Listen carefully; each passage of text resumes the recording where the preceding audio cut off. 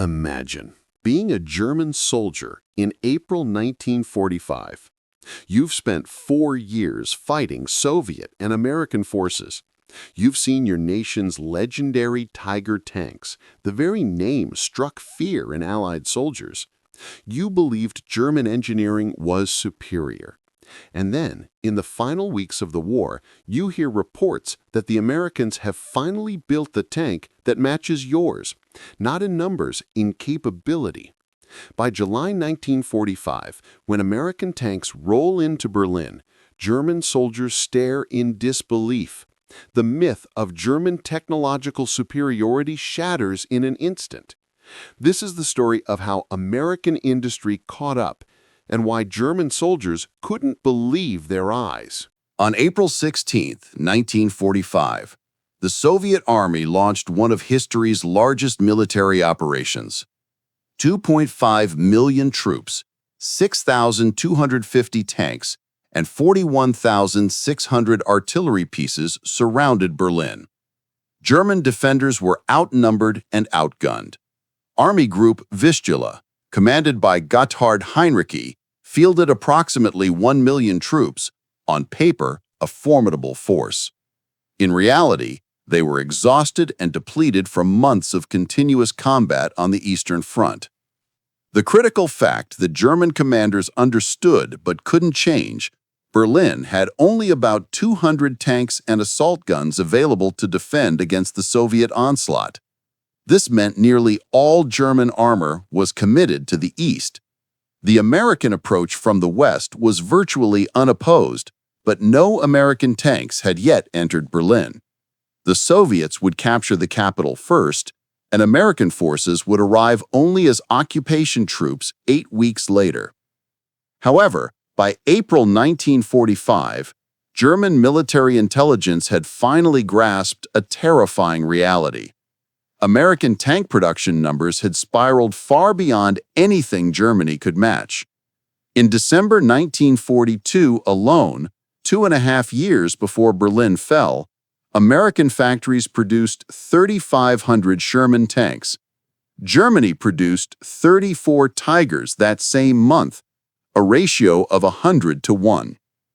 General Heinz Guderian, one of Germany's foremost tank strategists, received this intelligence in early 1943. His diary entry was stark. "If these figures are even half true, we have already lost the war." The figures were actually worse than his fears.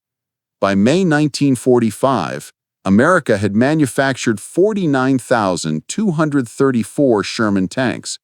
Germany had produced 1,347 Tiger tanks total during the entire war. The mathematics were undeniable. German soldiers understood this reality in visceral terms. They had learned to fear the Soviet T-34 tank in 1941. It had shocked them with its sloped armor and powerful gun. They had learned to respect their own Tiger I with its devastating 88 mm cannon. But they had never imagined that Americans would build tanks with both heavy armor protection and powerful guns, combining German technical sophistication with American industrial abundance. The German plan for 1945 was desperate: hold Berlin long enough that the Soviets and Americans would clash, fracturing the Allied coalition. Hitler issued orders for counterattacks that existed only on maps. General Walter Wenck's 12th Army, positioned west of Berlin, received impossible orders to relieve the encircled capital. The orders were fantasy. Wenck had neither fuel, ammunition, nor transportation to break the Soviet encirclement. Surrender was inevitable. What German soldiers didn't know yet was that American tanks, including new heavy tanks with firepower that finally matched German capability, were already en route to Europe. Within weeks, they would witness these machines entering Berlin as symbols of occupying power. The M4 Sherman was not the best tank in World War II. It was not the most heavily armored. It was not the most powerfully armed. But it was produced in staggering quantities, and it was reliable. First manufactured in July 1942, the Sherman became the workhorse of American armor. Early versions carried a 75mm gun, effective against most German tanks, but inadequate against Tigers and Panthers. The frontal armor measured 51mm, sloped at 56 degrees, providing decent protection for medium tank combat, but vulnerable to German 88mm guns at long range. But here's what changed everything. By late 1944, American production lines delivered M4A3-76W Shermans, upgraded versions with a more powerful 76mm gun. This gun could penetrate the Panther's armor at normal combat ranges. Suddenly, the Sherman became a genuine threat to Germany's most feared medium tank. The numbers tell the story of American strategy. Sherman production: 49,234 tanks. German Panther production: 6,000 tanks. German Tiger production: 1,347 tanks. American approach: accept higher losses, maintain overwhelming numerical superiority. American tankers understood the mathematics. As one veteran summarized it, "We knew we'd lose 4 Shermans for every Tiger destroyed. We also knew we had 10 Shermans for every Tiger. The math was simple. We could afford the exchange. They couldn't." The Sherman's real advantage was logistical. American supply lines delivered replacement tanks, ammunition, and spare parts in quantities that German mechanics could never imagine. A damaged Sherman returned to service within days. A German Panther might require months of repair, or never be fixed at all. Fort Knox trained American tankers intensely, 12 weeks of gunnery practice and take operation before deployment. German tankers, especially replacements in 1945, often received only 3 to 4 months of training. American gunners were statistically superior marksmen. When American tankers faced German tankers, the American advantage wasn't individual tank capability, it was training, logistics, and numbers. By April 1945, the Sherman was being phased out of American units. Its successor was arriving, a heavy tank that would finally give American crews the firepower and armor they had desperately needed. In January 1945, American factories delivered the first M26 Pershing tanks to Europe. Only 310 would arrive before the war ended. German intelligence had no reliable information about this vehicle. When the first Pershings appeared in combat in February 1945, German tankers realized something catastrophic had happened. America had built a heavy tank. The Pershing weighed 41.7 metric tons, 25% heavier than the Sherman. Its armor was substantially thicker. 101 millimeters on the upper front hull sloped at 46 degrees, equivalent to approximately 145 millimeters of effective thickness. The turret face was protected by 152 millimeters of cast steel. But the truly shocking element was the gun. The Pershing mounted a 90mm M3 cannon, the same gun that had proven devastatingly effective in American tank destroyers. This gun achieved a muzzle velocity of 2,600 feet per second. It could penetrate the Tiger I's frontal armor at 1,000 meters. More critically, it could penetrate the Panther's front glacis from virtually any combat range. The psychological impact on German tankers was immediate and profound. The Panther had dominated armored engagements since 1943. It was their most feared tank. And now, intelligence reports indicated that American guns could kill Panthers from distances where Panther guns struggled to respond. The most famous Pershing engagement occurred on March 6, 1945, in Cologne around the cathedral. A Sherman had been destroyed by a German Panther. Called forward to deal with the threat, a Pershing commanded by Lieutenant Colonel Clarence Smoyer maneuvered into the intersection directly opposite the Panther's position. The two tanks faced each other at approximately 120 meters. What happened next was captured on film. The Pershing's gunner, Staff Sergeant Robert Early, fired first. His round ricocheted high off the Panther's sloped armor. Rather than accepting the static disadvantage, Smoyer surged the Pershing forward into the intersection, forcing the Panther to track the moving target. Early fired twice more. Both rounds penetrated the Panther's side armor and detonated internally. The Panther erupted in flames, its turret blown clean off. All 5 German crew members were killed. The entire engagement lasted seconds, but the impact lasted for months. Film footage of the encounter spread through German military circles. German soldiers throughout the front heard accounts of American tanks that could defeat Panthers. The fact that only 310 Pershings had reached Europe didn't matter. The psychological effect was enormous. German soldiers withdrawing from Soviet advances and awaiting occupation by American forces found themselves simultaneously relieved to surrender to Western allies rather than face the Red Army, yet acutely aware that American armor had finally matched and in some cases exceeded their own equipment. German soldiers defending Berlin possessed tanks that, on paper, appeared formidable. The Tiger I with its legendary 88mm gun. The Panther with its superior armor and firepower. Yet Berlin's German garrison contained perhaps a dozen functional Tigers at the beginning of April 1945, immobilized by mechanical failure, fuel shortages, and desperation. The fundamental problem facing German commanders was production capacity. German heavy tank production never exceeded American medium tank production. By the time Germany attempted to compensate through design innovation, building the Tiger II with heavier armor and a more powerful 88mm gun, German industry was collapsing. Only 489 King Tigers were manufactured. 3 or 4 operational examples were available to Berlin's defenders. German armor strategy increasingly relied upon anti-tank weapons. The Panzerfaust represented the culmination of German anti-tank weapon development. The Panzerfaust 60, effective range 60 meters, weighed 6.1 kilograms total and fired a shape charge warhead capable of penetrating 200 millimeters of armor. Approximately 8.3 million Panzerfauste were produced between September 1943 and May 1945.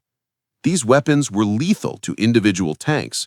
A direct hit guaranteed destruction or catastrophic damage, but they represented desperation, not strategy. Panzerfaust operators required effective range of 60 meters to guarantee penetration, which meant extreme danger to the soldier. German squads received instructions to employ these weapons in ambush positions from buildings, but increasingly, disorganized German units lacked even basic tactical coordination. The fundamental mathematics was clear. Germany possessed technically excellent tanks in catastrophically insufficient numbers. Production time for a single Tiger approximated 300,000 to 450,000 man-hours. American Sherman production required 17,000 to 48,000 man-hours, a 6 to 10-fold advantage in manufacturing efficiency. Fuel consumption illustrated another dimension of Germany's strategic collapse. Tigers consumed 2.75 gallons per mile. Shermans consumed 0.5 gallons per mile.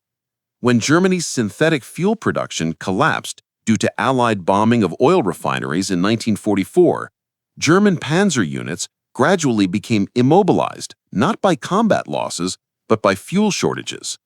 By April 1945, German panzer regiments were reduced to watching their destruction through periscopes. German soldiers understood this reality viscerally. They had learned throughout the war that American numbers and logistics ultimately defeated German technical sophistication. By the final weeks of resistance, German soldiers possessed excellent weapons, but insufficient ammunition, fuel, or trained replacement crews. Technology alone could not overcome the industrial differential. The first American soldiers to enter Berlin did not arrive through combat, but through formal occupation protocol. On July 1, 1945, 8 weeks after Berlin's fall to Soviet forces, Colonel Frank L. Howley, led an advance party of approximately 175 U.S. Army officers into the devastated German capital. The 2nd Armored Division, Hell on Wheels, began moving into Berlin on July 3, 1945.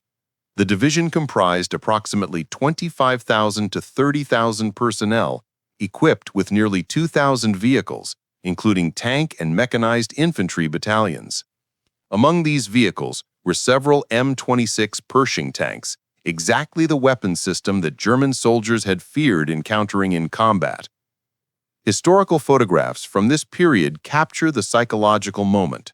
American tanks, freshly painted with white American stars, deployed throughout the American sector. German civilians witnessed armor that German soldiers had expected to fight but never confronted in Berlin, or encountered only during the final chaotic weeks against Soviet forces. The contrast was staggering. German prisoners of war observed American tankers maintaining their vehicles with spares and mechanics that appeared unlimited. American supplies arrived by truck in quantities suggesting inexhaustible industrial capacity. In comparison, German soldiers had adapted to operating equipment cobbled together from captured vehicles and scavenged parts. The moment when German soldiers couldn't believe their eyes at American tanks entering Berlin represented not the first encounter between vehicles, but the psychological convergence of mounting evidence that American industrial production had transcended German expectations. The Shermans with their sloped armor and traversing turrets, the rare Pershings with their 90mm guns. These vehicles embodied American industrial democracy, triumphing through production rate and logistical perfection. Photographs from July 1945 show American tankers maintaining casual military professionalism that conveyed absolute confidence in American superiority. German soldiers understood what these images meant. They had surrendered not to Soviet vengeance, but to a Western power whose industrial capacity guaranteed permanent military dominance. Within months, American tanks would become symbols of Cold War commitment. Within 3 years, American tanks would occupy West Berlin behind the Soviet blockade. The tanks that entered Berlin in July 1945 represented not victory, but the beginning of American global military dominance that would define the next 45 years. The shock that German soldiers experienced upon witnessing American tanks entering Berlin emerged from a fundamental strategic miscalculation by German leadership.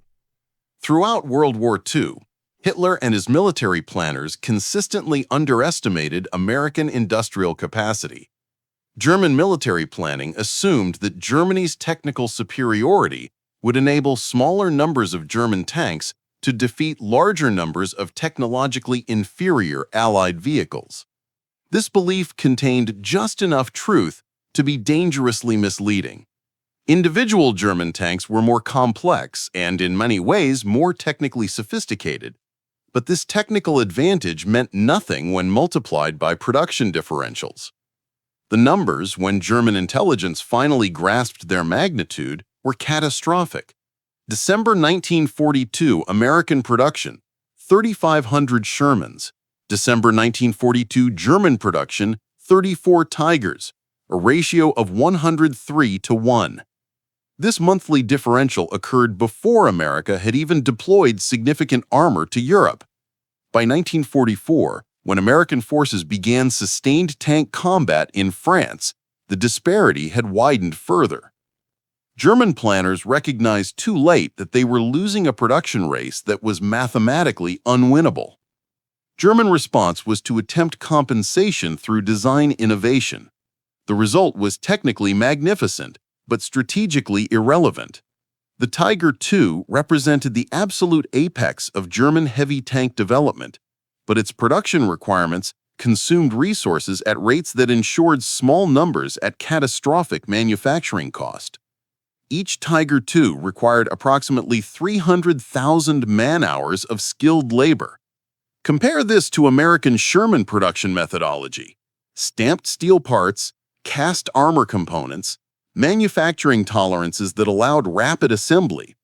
An American worker applied assembly line techniques that reduced fitting time to hours, while German workers spent weeks precision-fitting transmission components. This manufacturing philosophy difference was not accidental. It reflected fundamental economic systems. German craftsmen took pride in precision and durability. American engineers prioritized speed and replaceable components. When Germany lost 4 Tiger IIs, German industry required months to manufacture replacements. When America lost 200 Shermans, replacement tanks arrived from factories within weeks. Fuel consumption patterns illustrated the strategic disparity. The Tiger I consumed 2.75 gallons per mile. The Sherman consumed 0.5 gallons. When Germany's synthetic fuel production collapsed due to Allied bombing, German panzer units became immobilized by logistics rather than combat losses. Maintenance requirements created another dimension. German tanks required approximately 10 hours of maintenance for every 1 hour of operation. Sherman maintenance approximated 1 hour per 10 hours of operation, a 100-to-1 differential. German mechanics were overwhelmingly occupied with maintaining existing vehicles rather than preparing new ones. The final accounting demonstrated what General Guderian had intuitively understood in January 1943. America's industrial democracy had outproduced, outmaneuvered, and ultimately defeated German military authoritarianism through manufacturing sophistication and logistical excellence. German soldiers witnessing American tanks entering Berlin in July 1945 understood viscerally what statistics represented. An industrialized nation had mobilized economic capacity that transcended individual weapon capability. The shock was not about encountering superior tanks, it was about confronting evidence that American industry had rendered German technical excellence strategically irrelevant. The moment when German soldiers witnessed American tanks entering Berlin in July 1945 represented not merely a tactical transition, but a symbolic convergence that would shape the post-war world. Within weeks, these same American tanks and Soviet counterparts would face each other across dividing lines, crystallizing into Cold War boundaries. The M4 Sherman, though superseded by the M26 Pershing, remained the foundational vehicle of post-war American armor strength. By 1952, the Sherman evolved into the M47 Patton, subsequently the M48 Patton, creating a continuous lineage of American tank designs dominating NATO forces through the Cold War. Within 3 years of Berlin's occupation, American tanks would occupy West Berlin during the Soviet blockade. Within 10 years, American tanks operated by West German Bundeswehr crews would defend NATO's eastern frontier. German soldiers who survived to see the Berlin Wall erected in 1961, the Cuban Missile Crisis of 1962, and the construction of Soviet T-54 and T-55 tanks understood that the moment in July 1945 when American tanks entered Berlin symbolized not victory, but rather the beginning of a new global confrontation between competing industrial systems. The shock was not about encountering superior tanks. It was about confronting evidence that American industry had rendered German technical excellence strategically irrelevant. That lesson would define military competition for the next half-century. When German soldiers witnessed American tanks rolling into Berlin in July 1945, they weren't seeing victory or defeat. They were witnessing the future. The tanks themselves mattered less than what they represented. American industrial capacity that had transformed warfare from individual weapon excellence into systematic industrial dominance. The Pershing was rare. Only 310 reached Europe, yet it shattered German assumptions about American military industrial capability. The Sherman, though not individually superior to German tanks, represented something more powerful, the mathematics of overwhelming production. German soldiers understood this reality by war's end. They had fought an enemy that could accept higher losses precisely because it could replace them faster.